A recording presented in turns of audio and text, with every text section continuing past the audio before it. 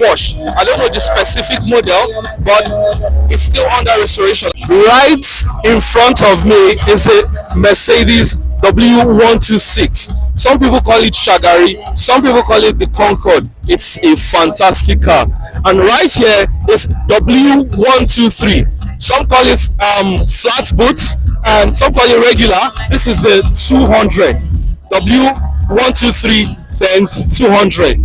And right here is a W116. It was the S class in the 70s. And I think this one in particular rather is a 280S. 280S. That's a 2.8 liter inline-six engine under the hood. And right here is a wine W123 Benz 200 as well. Now there are two special cars I want to show you. Follow me. Right here is a car from the 60s. This is the Porsche 911 Porsche. I don't know the specific model, but it's still under restoration. As you can see, it has racing stripes, so I'm sure this car has some racing heritage. Now behind me is a 911 Targa from the 70s. It's a 2.4 liter.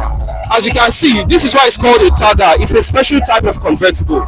You have the rear covered with a windshield, but this top is open. I think it's beautiful, right? So all of these cars are what we currently have at Soul Beach.